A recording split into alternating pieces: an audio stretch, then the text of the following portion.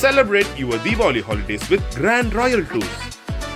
அப்பவும் இப்பவும் எப்பவும் சென்னை அதிரடி கலெக்ஷன் சரவெடி celebration. SA College of Arts and Science நல்லொழுக்கம் நிறைந்த நவீன கல்வி. For more details sacas.ac.in.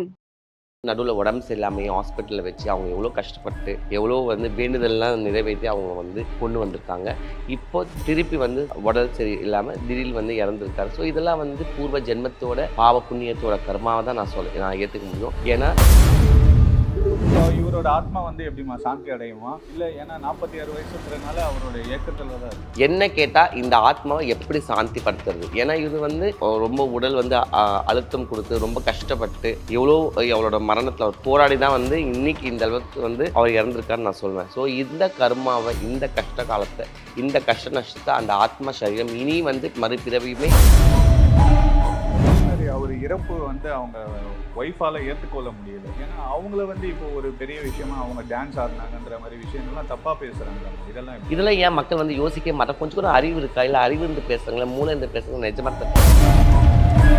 அவங்க ஆடினா உங்களுக்கு என்ன, ஆடினா உங்களுக்கு நான் நிஜமா எனக்கு புரியவே இல்லை. அவங்க வழி அவங்க இதன் மூலியமாக வெளிக்கொண்டு வராங்க. நல்லா புரிஞ்சுக்குங்க. அந்த லாஸ்ட் டான்ஸ் அவங்க மனசுல எத்தனை வலி வேதனையும் இருக்கும். நேருக்கு நேரு போய் பேச முடியுமா? அவங்க மனைவி போய் உங்களுக்கு கேட்க துப்பு இருக்கா? நான் கேட்குறேன். அவங்க மனைவி போயிட்டு நேருக்கு நேராக போயிட்டு ஏமா நீ போய் டான்ஸ் ஆன சொல்லிட்டு கேளு, உனக்கு நான் சல்யூட் பண்ணுறேன். என்ன இது அறிவு கட்ட முட்டாள்தனமாக பேசுறீங்க? அவங்க ஆடினா உங்களுக்கு என்ன ஆடுகிறவங்க? அவங்க ஆட்டம் இல்லை, அவங்க வாழ்க்கையே தொலைச்சிட்டு உட்காந்துக்கிறாங்க. வணக்கம்ப்பா. நடிகர் ரோபோ சங்கர் அவருடைய மரணம் ஏன்னா யாராலையுமே ஏற்றுக்கொள்ள முடியலமா. ஏன்னா 46 வயசு தான் ஆகுது அவருக்கு. திடீர்னு இந்த இறப்பு அவங்க குடும்பத்தாலேயும் யாராலையுமே இதை ஏற்றுக்கொள்ள முடியல. இது என்னமா காரணமாக இருக்கும்? ஃபஸ்ட்டு அவங்க குடும்பத்துக்கு நான் ரொம்ப ஆழ்ந்த இடங்களை நான் சொல்லிக்கிறேன். அதே மாதிரி அந்த ஆத்மாவுக்கு இந்த அம்பிகை கண்டிப்பாக ஒரு மன அமைதியும் முக்தியும் கொடுக்கணும்னு நான் வேண்டிக்கிறேன். ஏன்னா எல்லா பிறவைகளுக்குமே ஒரு நாள் மரணம் உண்டு, சரியா? பிறவைகள் உலகத்தில் எத்தனை பிறவைகள் இருந்தாலும் 8 லட்சத்து பிறவைகள் இருக்கும். அந்த 8 லட்சத்து உயிரினங்கள் இந்த பூமியில் உயிர் பெற்று வாழ்துன்னு ஐதீகம் சாஸ்திரப்படி. அப்படி இருக்கும் பொழுது அத்தனை உயிரினங்களுக்கும் ஒரு நாள் இறப்பு இருக்குது. ஸோ அந்த இறப்பு எப்படி வரும், ஏது வரும்னு இன்றைக்கி இல்லை, யாராலையும் எந்த காலத்துலேயும் நம்ம சொல்ல முடியாது. எவ்வளோ சயின்ஸ் வந்துருச்சு, எவ்வளோ டெக்னாலஜி வளர்ந்துருக்கு, எவ்வளோ விஷயங்களை நம்ம இந்த பூமியிலேருந்து மற்ற கிரகங்களுக்கு நம்ம போய் ஆராய்ச்சி பண்ணுற அளவுக்கு நம்ம வளர்ந்துருக்கோம். ஆனால் இன்னி வரைக்கும் யாராலையும் மரணத்தை தடுக்கவும் முடியல. மரணம் எப்போ, எந்த டைம், எப்போ நேரும்னு சொல்லவும் முடியல. அதுதான் ரகசியம், அதுதான் தெய்வ ரகசியம், அதுதான் தெய்வ ரகசியம். ஆனால் அதை நம்ம உணராமல் இன்றைக்கி மக்கள் எவ்வளோ விஷயங்கள் மனிதாபம் இல்லாமல், தர்மம் இல்லாமல், எவ்வளோ விஷயங்களை உலகத்தோடு ஒன்றி போகாமல் இன்றைக்கி எவ்வளோ அநியாயங்கள், அக்கிரமங்கள் உலகத்தை நடந்துக்கு நம்ம அதை பார்த்துன்னு தான் இருக்கோம். ஸோ அப்படி இருக்கும் பொழுது இவரோட மரணத்தை நான் எப்படி பார்க்குறேன்னா, நான் சொன்ன மாதிரி கண்டிப்பாக அந்த குடும்பம் ரொம்ப துயரத்தில் ஆழ்ந்திருக்கும். ஏன்னா இவர் ஏற்கனவே நிறைய விஷயங்கள் கடந்து தான் வந்திருக்கார். இப்போ திடீர்னு கண்ண மூடி அப்படி ஃப்ராக்ஷன் ஆஃப் செகண்டில் அவர் மரணம் வரல.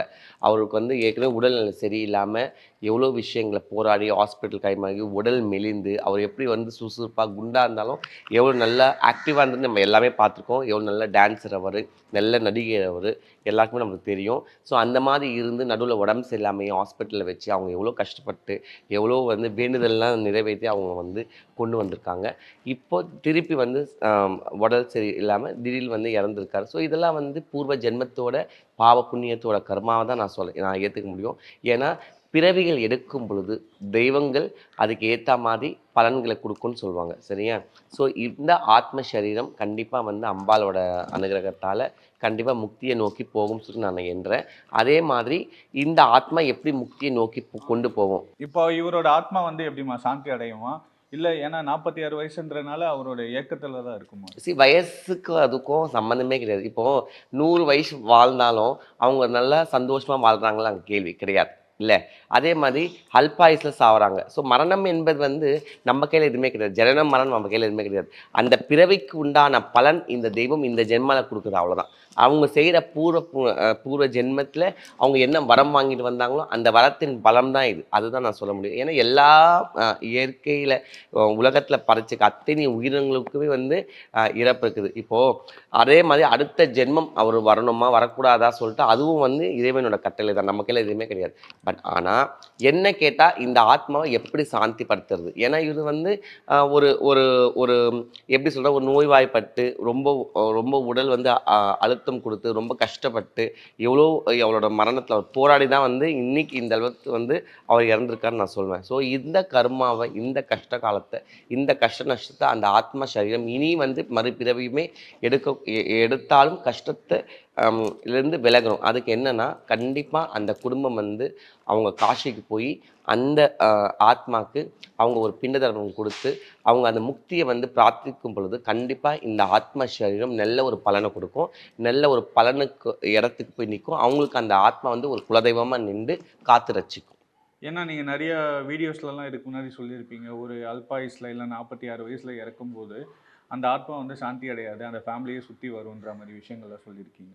கண்டிப்பாக. அதாவது வந்து நல்லா கேட்டுங்க, இயற்கை மரணம் ஒன்று இருக்குது. ஸோ இதெல்லாம் வந்து நோய்வாய்ப்பட்டு இயற்கையாக தான் இருக்குது. இப்போ சூசைட் இவர் பண்ணிக்கல, இல்லை இவர் யாரை வந்து வெட்டி அந்த மாதிரி கொலை செய்யலை, இல்லை வேறு ஏதாவது ஒரு பாய்சனோ இல்லை ஒரு ஆக்சிடெண்ட்டோ அந்த மாதிரி நடக்கலை. ஸோ அந்த மாதிரி விஷயங்கள் நம்ம நிறைய பேசியிருக்கோம். பட் இது வந்து உடல் வந்து ஒத்துழைக்கலை. அந்த ஆத்மாவுக்கு அந்த உடலில் வந்து நிறைய விஷயங்கள் வந்து ஆத்ம சரீரம் என்பது உடலோட பலம் என்பது வேறு. இப்போ நம்ம சாதாரணமாக ஜுரம் படுத்துக்கிறோம். அப்போ என்ன ஆகுது, நம்மளை மீறி நம்ம எழுத முடியுதா? கிடையாது. அப்போ சாதாரண ஒரு ஜுரம் இருந்தால் கூட நம்மளை போட்டு தள்ளிடுது.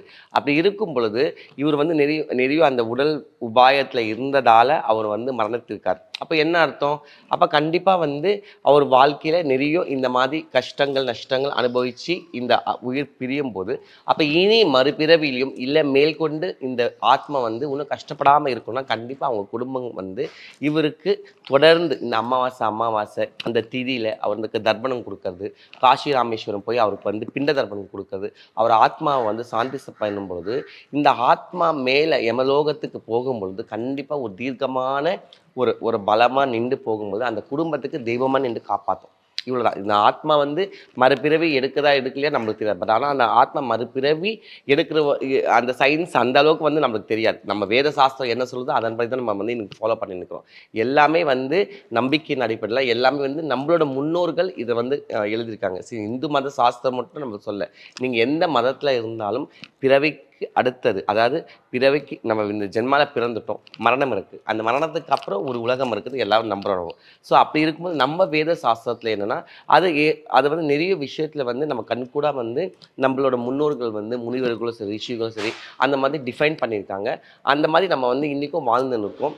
அதனால் வந்து எந்த ஒரு ஆத்ம சரீரமும் இப்போ ஒரு நாய் சாவது இல்லை வேறு ஏதாவது ஒரு மிருகம் என்ன பண்ணுறோம், நம்ம மனிதாபிமானமாக அதை கொண்டு போயிட்டு ஒரு இடத்துல புதைச்சி அதுக்கு அந்த ஆத்மாவை நல்லபடியாக முக்தி கொடுத்து வெளியே வந்துடும். பட் ஆனால் இதே மனிதர்களுக்கும் நம்ம என்ன பண்ணுறோம், ஒருத்தங்க இறந்துட்டாங்கன்னா அவங்கள கொண்டு போயிட்டு ஈம சடங்கு பண்ணி 16 நாள் நம்ம வந்து அந்த வீட்டில் வந்து அவங்களுக்கு வந்து அந்த சடங்கு ஃபாலோ பண்ணி அதுக்கப்புறம் அவங்களுக்கு வந்து திதிகள் கொடுத்து திதி வரும் டைமில் அவங்களுக்கு வந்து பிண்ட தர்ப்பங்களை கொடுத்து அந்த ஆத்மாவுக்கு முழு சக்தியை கொடுக்கணும். ஏன்னா அந்த ஆத்மா கஷ்டப்படக்கூடாது. ஸோ உயிரோடு அவர் எவ்வளோ கஷ்டப்பட்டிருப்பார் எல்லாருக்கும் தெரியும். அவர் சின்ன வயசுலேருந்து எவ்வளோ போராடி வாழ்க்கையில் வென்று மேலே வந்துருக்காரு. ஒரு சாதாரணமாக இருந்து வாழ்க்கையிலேருந்து ஆரம்பித்து அந்த சில்வர் கலர் இதெல்லாம் நம்ம ஒன்றும் இல்லை, சாதாரணமாக ஒரு பெயிண்ட் அடிக்கிறோம். நம்மளால 10 நிமிஷம் அந்த புது பெயிண்ட் வந்து சுவாசிக்க முடியல. நம்மளுக்கு எல்லாம் தெரியும். அப்போது உடனே கொமட்டல் வந்துடும், இல்லை மயக்கம் வந்துடும், ஏதோ நம்மளுக்கு உடம்பு ரியாக்ட் பண்ணோம். ஆனால் அவர் வந்து அந்த சில்வர் இதெல்லாம் வந்து உடம்புல ஃபுல்லாக பூசி அதை வந்து வாயில் வந்து அந்த கெரோசின் போட்டு அந்த ஃபயர்லாம் பண்ணி அவெல்லாம் நிறைய விஷயம் வந்து சின்ன வயசில் அந்த பண்ணிக்காரு. ஸோ அப்போ அந்த உடம்பு எப்படி ஏற்றுக்கும் சொல்லுங்கள்? அன்றைக்கி அந்த கஷ்டத்தில் அவர் இன்னைக்கு இந்த அளவுக்கு வந்து ரோபோ சங்கர் அண்ணா வந்து இவ்வளோ ஒரு ஃபேமஸாக இருக்காருன்னா அப்போ அந்த பேஸில் அவர் எவ்வளோ அடிபட்டிருப்பார், எவ்வளோ விஷயங்கள் அவர் பார்த்துருப்பார், எவ்வளோ கஷ்டம் வந்து உணர்ந்திருப்பார். அதனால் அவர் மேலே வந்து இன்னைக்கு இந்த அளவுக்கு ரீச் ஆகிக்கார். கரெக்டாக மேபி அன்னைக்கு அவர் வந்து பண்ண அந்த கஷ்டத்தோட இதில் கூட லிவர் போயிருக்கலாம். ஆமாம், அதுதான் சொல்ல வரேன். ஸோ எல்லாமே நம்ம வேணும்னு இது பண்ண முடியுமா? அந்த கஷ்டத்தில் அவர் பண்ணிக்காரு. பட் ஆனால் அவருக்கு அந்த டைமில் என்ன சூழல் இருந்ததோ நம்ம எப்படியாவது போராடி ஜெயிக்கணும். நம்ம அன்னைக்கு அந்த சீன் பண்ணதுக்கு எவ்வளோ கஷ்டப்படுறோம். அந்த மன வலி அவருக்கும் அந்த கடவுளுக்கு மட்டும் தான் தெரியும், நம்மளுக்கு தெரியும். நம்ம சாதாரணமாக இருந்து அந்த ஷோ பாட்ட போயிடுறோம். ஸோ அந்த மாதிரி நம்ம எதையுமே வந்து டேக்கன் ஈஸியாக நினச்சிக்க முடியாது. நம்மளுக்கு என்னென்னா எல்லாமே ஒரு ஆத்மா. அந்த ஆத்ம சரீரம் நல்லபடியாக கண்ண மூடும் பொழுது இறைவன் நல்லபடியாக அந்த முக்தியை கொடுக்கணும். எல்லாரோட ஆசையும் என்னோட பிரார்த்தனையும் அதான். அதே மாதிரி அவர் இறப்பு வந்து அவங்க ஒய்ஃபால் ஏற்றுக்கொள்ள முடியல. ஏன்னா அவங்கள வந்து இப்போ ஒரு பெரிய விஷயமா அவங்க டான்ஸ் ஆடினாங்கன்ற மாதிரி விஷயங்கள்லாம் தப்பாக பேசுகிறாங்களாம்மா, இதெல்லாம் எப்படி? இதெல்லாம் வந்து ரொம்ப அநாகரிகம் இது. நல்லா புரிஞ்சுக்கிங்க. கணவன் மனைவிக்குள்ளே அவங்க எவ்வளோ கஷ்டப்பட்டுருப்பாங்க நீங்கள் சொல்லுங்கள். நம்ம சாதாரணமாக நம்ம ஒரு பேச்சு பேசணும், என்ன ஒரு கமெண்ட் பண்ணணும் சொல்லிட்டு நம்ம இஷ்டத்துக்கு பேசுகிறோம். நல்ல ஒரு விஷயம் நினச்சிங்க, அவர் ஒரு நல்ல கணவனாக இருந்திருக்கார், நல்ல தகப்பான இருந்துக்கிறார். அந்த பெண்ணுக்கு வந்து அவங்க பொண்ணுக்கு வந்து கல்யாணம் பண்ணிக்கிறாரு. இவ்வளோ கஷ்டத்துலையோ இவ்வளோ நோய்வாய்ப்பட்டோ இவ்வளோ ஒரு மெடிசன் அவர் எடுத்துப்பாரு. என்னென்ன ஹாஸ்பிட்டல் போயிருப்பாங்க, எந்தெந்த சாமிகிட்ட போய் அவங்க வந்து மடிப்பிச்சை கேட்டிருப்பாங்க, எந்தெந்த கோயில் போய் தாலி பிச்சை கேட்டிருப்பாங்க. இதெல்லாம் ஏன் மக்கள் வந்து யோசிக்க மாட்டாங்க? கொஞ்சம் கூட அறிவு இருக்கா? இல்லை அறிவு இருந்து பேசுகிறாங்களா, மூளை இருந்து பேசுகிறாங்க? நிஜமாக இதெல்லாம் ரொம்ப அதாவது நம்ம உலகம் எங்கே நோக்கி போகுதுன்னே தெரியலப்பா.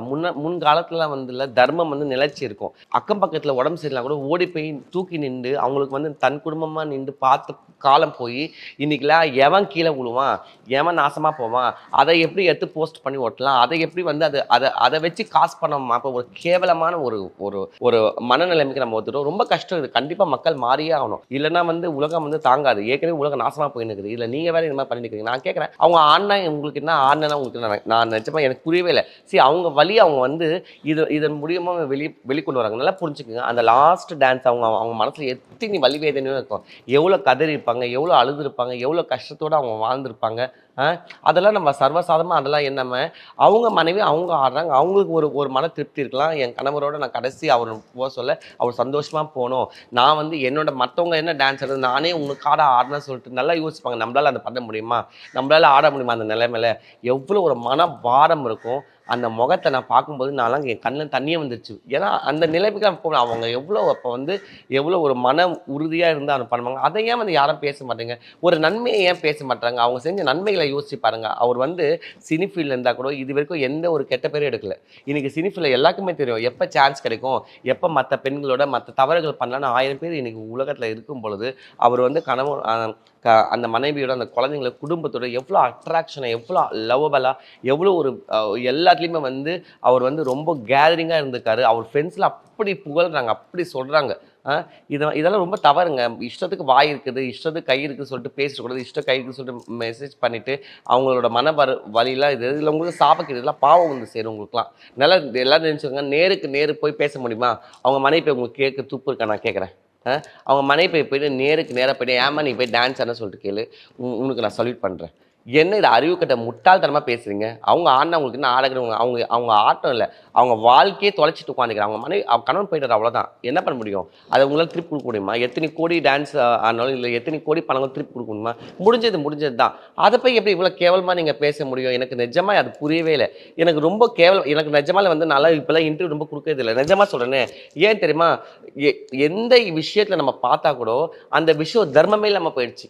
அதாவது நம்ம ஓடி போய் கை கொடுத்து தூக்கணுங்க, அதை நம்ம பண்ண மாட்டோம். அதை வந்து கீழே தள்ளிட்டு அதை வந்து நம்ம வீடியோ எடுத்து அதை ஃபோட்டோ எடுத்து அதில் வந்து நம்ம வந்து குளிர்காயும். என்ன மனநிலைக்கு நம்ம போயிட்டோம்? அவங்களோட மனைவியும் அவங்க பொண்ணும் அழ சொல்ல நமக்கே கஷ்டமா இருந்துச்சு. ஆமாம், எல்லாருமே நல்லா அழுதுட்டாங்க. ஏன்னா அவங்க அந்த அம்மா அந்த அக்கா எனக்கு ரொம்ப ஃப்ரெண்டு. அப்படியே அவ்வளோ முகம் வந்து லக்ஷ்மி கடாட்சமாக அவங்க முகம் நல்ல பக்தி. அவங்க யாருக்கிட்ட பேசுகிறோம் அன்பாக பேசுவாங்க. அவங்க யாருமே சீத்தும் சொன்னதே கிடையாது. நான் பழகினதுக்கு சொல்கிறேன். எல்லாருக்குமே அவரும் சரி ஒரு ஈகோ பார்க்க மாட்டார். ஒரு பெரிய செலிப்ரிட்டி அந்த இதுவில் அவங்க பொண்ணும் சரி அவங்களும் சரி மனைவி சரி அவ்வளோ தங்கமானவங்க. ஏன்னா எங்கள் திருநங்கை சமூகத்துக்கு எவ்வளோ ஃபங்க்ஷன் அவங்க வந்திருக்காங்க, நான் பார்த்துருக்கேன், நான் பேசியிருக்கேன். நல்ல ஒரு அந்த மாதிரி மனிதன்லாம் வந்து தயவுசெய்து யாருமே வந்து மனதளவு கூட காயப்பட்டதுங்க. அதெல்லாம் ரொம்ப பாவங்க. உங்களுக்கு குழந்தை குட்டி இருக்கும், மனைவிகள் இருப்பாங்க, பெற்றவங்க இருப்பாங்க. நாளைக்கு நீங்கள் வளரணும், உங்கள் வம்சம் தெளிக்கணும். இதெல்லாம் ரொம்ப தவறு, இதெல்லாம் ரொம்ப பாவம். நினச்சிட்டு நீங்களாம் நேரில் பேசினாதான் அந்த மாதிரி கிடையாது. நீங்கள் பண்ணுற ஒரு வினைக்கும் திருவினை இருக்குது. ஒரு வினைக்கும் நீங்கள் பண்ணதுக்கு அத்தனைக்கும் உனக்கு எதிர்வினை இருக்குது. அது கண்டிப்பாக நீங்கள் மறந்துடுங்க. அது ஒரு நாள் உங்களை சுட்டு சாம்பல் ஆக்கிடும். நான் உங்களுக்கு வந்து எச்சரிக்கையே பண்ணுறேன். நான் அதே மாதிரி அவங்களோட பேர குழந்தைக்கு வந்து காது குத்து வச்சுருந்தாங்க ஒரு 2 நாள் கழிச்சு. இப்போ அவங்களோட மாப்பிள்ளை அவர் தான் கொல்லி போட்டார். அந்த காட்சிகள்லாம் பார்க்க சொல்ல ரொம்ப கஷ்டமாக இருந்துச்சு. ஆமாம், எப்படி நல்லா பிளான் பண்ணிவிட்டு எல்லாருக்கும் இன்விடேஷன் வச்சுருப்பாங்க. என்ன ஒரு குலசாமிக்கு கொண்டு போயிட்டு தான் அங்கே வந்து காது குத்துவாங்க. அது எவ்வளோ சந்தோஷமான ஒரு இது. அது பண்ண முடியலே சொல்லிட்டு அவங்க அந்த தூக்கத்தில் இருப்பாங்க. அதெல்லாம் விளையாட்டு கிடையாது. ஒரு இழப்பு என்பது அந்த குடும்பத்துக்கு மட்டும்தாங்க தெரியும். நம்ம என்ன வேணால் வெளியேருந்து பார்த்துடலாம். ஏன்னா சாதாரணமாக அது வந்து ஏழையாக இருந்தாலும் சரி, பணக்காராக இருந்தாலும் சரி, இருக்கிறவங்களும் சரி, இல்லாதவங்களும் சரி, இழப்பு என்பது இழப்பு தான். நல்லா புரிஞ்சுக்க. இன்றைக்கெலாம் வந்து பெத்த புள்ளையே கொல்லி போடுறதை யோசிக்கிறாங்க. இன்னைக்கு இருக்கிற சூழ்நிலை அப்பா அம்மாவை கொண்டு போய் எங்கே தள்ளலாம், அப்பா அம்மா எங்கே கொண்டு போய் எந்த ரோட்டில் விட்டுட்டு வரலாம், அப்பா அம்மாவை கொண்டு போய் எந்த ஹாஸ்டலில் விட்டுட்டு வரலாம், அப்பா அம்மாவை சோறு போடாமல் எப்படி துரத்தலாம், இல்லை அப்பா அம்மா கிட்ட இருந்து சொத்துங்க எப்படி பிடிங்கிட்டு வெளியே அனுப்பலாம் சொல்லிட்டு இந்த காலகட்டத்தில் தன்னோட மருமகன் வந்து கொல்லி போட்டிருக்காருன்னா நல்லா யோசிச்சு பாருங்க. அவர் அப்போ எந்த அளவுக்கு வந்து அந்த பாசம் வச்சுப்பார் அந்த குடும்பத்து மேலே, அந்த மருமகனை எந்த அளவுக்கு வந்து புள்ளியாக வந்து அவர் பார்த்துருப்பார். இதெல்லாம் யோசிக்கணுங்க. எவ்வளோ விஷயம் இருக்குது அவங்கள பற்றி பேசணும்னா பேசினே இருக்கலாம். ஏன்னா எனக்கு தெரியும், பர்சனலாகவே அந்த ஃபேமிலி பற்றி எனக்கு தெரியும். இவங்களெல்லாம் பேசுறதுக்கு தகுதியே கிடையாது யாருக்குமே, புரியுதா? அப்படி இருக்கும் பொழுது அவங்களாம் இப்போ தயவுசெய்து பேசாதீங்க. நீங்கள் பேசலாங்க இப்போ நம்ம ஹர்ட் பண்ணாதீங்க. அந்த வலி வேதனையிலேருந்து அவங்க இன்னும் வெளியே வரல. எனக்கு தெரியும் அவங்க இன்னும் வெளியே வராமல் இன்னும் வாடி நிற்கிறாங்க. அது மேலே இன்னும் வந்து நீங்கள் வந்து ஆசிட் ஊற்றுற மாதிரி வார்த்தைகளையும் அவங்கள வந்து மனநிலை இது பண்ணாதீங்க, புரியுதா? நீங்கள் பாட்டு இஷ்டத்துக்கு பேசலாம், அதெல்லாம் ரொம்ப தவறு. கண்டிப்பாக அதுக்கெல்லாம் பலன் உண்டு. இன்னொரு விஷயமா சொல்கிறேன், குடிப்பழக்கம் தான் காரணம், இந்த மாதிரி விஷயங்கள்லாம் சொல்லி தப்பாக பேசி இன்னைக்கு யாரு குடிக்கல நான் கேட்குறேன். ஆண் பெண் எல்லாமே குடிக்கிறாங்க. அதான் சொன்னேன்ல, அந்த விதியில் எழுதப்பட்டிருக்கிற மாதிரி அந்த ஆத்மா வந்து அந்த உடம்பு வந்து பாதிக்கும், அவ்வளோதான். குடிக்க மட்டும்தான் லிவர் போச்சு. நான் கேட்குறேன், ஒரு கெரோசினை வாயில் ஊற்றி ஃபயர் பண்ணுறவங்களுக்கு எப்படி வந்து 100 வயசு வந்து உடம்பு நல்லா இருக்கும்? நான் கேட்குறேன். அவர் அன்றைக்கி அந்த கஷ்டப்பட்ட காலத்தில் அவர் அந்த சில்வர் பெயிண்டில் என்ன அதெல்லாம் வந்து அப்படியே உள்ளே அரிச்சுன்னு தெரியாதா? என்னங்க இது கூட உங்களுக்கு தெரியாது? எவ்வளோ பேர் படிச்சிருப்பீங்க, கொஞ்சமாக காமன் சென்ஸ் இருக்காது? அதெல்லாம் ரொம்ப தவறு. குடிச்சா கூட அவர் குடிக்கும். அது இப்போ இன்னைக்கு வந்து எவ்வளோ பேர் எல்லாம் குடிச்சிருக்காங்க, எல்லாமே 80 வயசுக்கு இருக்காங்க. அட்வைஸ் தான் பண்ணியிருக்காரு, மற்றவங்க குடிக்காதீங்கன்னு சொல்லியிருக்காரு. அவர் வந்து குடிச்சா கூட குடிக்கிறது அவங்க தனிப்பட்ட விருப்பம்.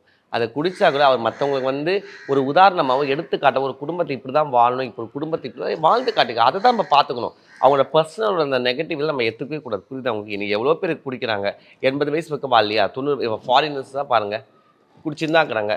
ஆனால் எல்லாம் நல்லா தான் இருக்கிறானுங்க. சொல்லுங்க பார்ப்போம். திடீர்னு அல்பாய்ஸ் போடுறதால இந்த குடிக்கும் அதுக்கும் மேட்ச் பண்ணாதீங்க. அவங்க யாராக இருந்தாலும் அவங்களோட நன்மையை பாருங்கள். அந்த நன்மையை பார்த்து அந்த நன்மையை மட்டும் நம்ம எடுத்துக்கணும், அந்த பாசிட்டிவ் மட்டும் எடுத்துக்கணும். நெகட்டிவ்லாம் இக்னோர் பண்ணிடணும், சரியா? அவங்க மாப்பிள்ளை வந்து ஒரு விஷயம் சொல்லியிருந்தாரு, இவ்வளோ நாள் நான் அவர் அப்பாவா பார்த்தேன், இதுக்கப்புறம் கடவுளாக பார்ப்பேன், அந்த மாதிரி ஒரு விஷயம் சொல்லியிருந்தாரு. கண்டிப்பாக நான் தான் சொல்லிட்டேன்ல, இன்னைக்கு வந்து பெத்த பசங்களே தாய் தகவல் வந்து கொல்லி போட மாட்டாங்க. எனக்கு தெரியும் எவ்வளோ விஷயங்கள் என் வாழ்க்கையில் கடந்து வந்திருக்கேன் நான், சரியா? அப்படி இருக்கும் பொழுது இன்னைக்கு ஒரு மருமகன் வந்து தன்னோட தந்தை ஸ்தானத்தில் வச்சு அவர் கொல்லி போட்டு அவர் கிளியராக சொல்லிக்கிறார், இது வரைக்கும் நான் எங்கள் அப்பாவை பார்த்தேன், இனி கடவுளாக பார்ப்பேன்னா அப்போ எந்த அளவுக்கு வந்து அவர் வந்து நாலேஜபிளாக இருந்திருப்பார், என்ன? அதனால இதில் வந்து எந்த பேதமும் கிடையாது. கண்டிப்பாக அந்த குடும்பத்துக்கு இவர் வந்து ஒரு கடவுளாகவும் ஒரு தெய்வமாகவும் ஒரு நல்ல ஒரு வழிகாட்டியாகவும் இனி அந்த வம்சம் நல்லா இருக்கும். நான் மனசார சொல்கிறேன். கண்டிப்பாக ரோபோசங்கர் அண்ணாவோட வாழ்க்கையோட அந்த குடும்பத்துக்கு இவர் வந்து ஒரு காவல் தெய்வமாகவே நிற்பார்னு நான் சொல்கிறேன். ரொம்ப நன்றி. Celebrate your Diwali holidays with Grand Royal Tours. அப்பவும் இப்பவும் எப்பவும் சென்னை அதிரடி கலெக்ஷன் சரவெடி celebration. SA College of Arts and Science, நல்லொழுக்கம் நிறைந்த நவீன கல்வி. For more details, sacas.ac.in.